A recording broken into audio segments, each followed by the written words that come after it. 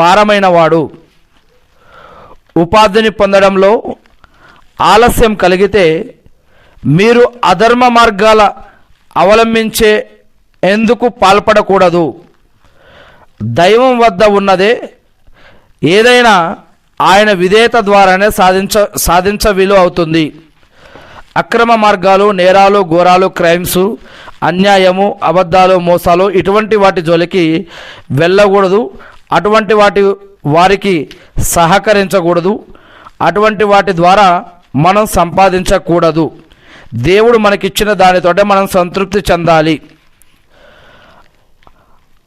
అత్యల్పమైన పాపాలకు దూరంగా ఉండు. వాటిని గురించి కూడా దైవం సమక్షంలో ప్రశ్నించడం జరుగుతుంది. చిన్న చిన్న పాపాలకు కూడా దూరంగా ఉండడానికి ప్రయత్నించండి.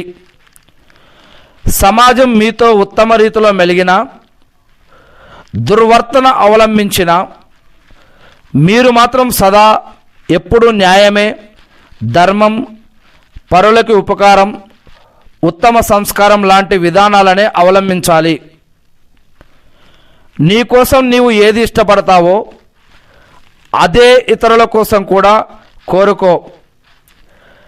చెడు సహవాసాన్ని ఆశ్రయించి నలుగురిలో ఉండటం కన్నా ఒంటరిగా ఉండడం చాలా మంచిది. పరస్పరం ఒకరికి ఒకరు సలాం చేయండి. దీనివల్ల ప్రేమ, వాత్సల్యం అధికమవుతుంది. సలాం అంటేనే శాంతి, దీవెన, ప్రశాంతత, ఆరాధన, కలిసిమెలిసి ఉండడం ఇలాంటివి ఎన్నో ఈ ఒక్క సలాంలో ఎన్నో విషయాలు దాగి ఉన్నాయి. దైవం మానవునికి ప్రసాదించే నైతిక గుణగణాలన్నిటిలోనూ ఉత్తమమైంది, విస్తృతమైంది సహనం, అంటే ఓపిక. ఓపిక చాలా విలువైనది.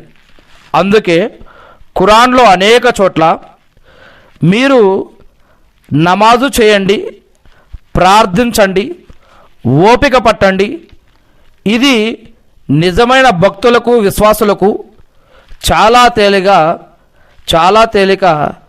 ఎవరైతే దేవుడి పట్ల నమ్మకం తక్కువగా ఉంటుందో లేదా నమ్మకం లేకుండా ఉంటారో అటువంటి వారికి ఈ యొక్క విషయం ఓపిక పట్టడం చాలా కష్టం. నిజమైన విశ్వాసులకి ఇది చాలా తేలిక, ఓపిక పట్టడం. అది నమాజు చేసి, అంటే ప్రార్థన చేసి మరి ఓపిక పట్టాలని చెప్పడం జరుగుతుంది. అబద్ధం మనిషి ముఖవర్చస్సును తొలగిస్తుంది. సత్యం పలకండి. దానివల్ల మీకు నష్టం కలిగినా సరే మీరు మాత్రం సత్యం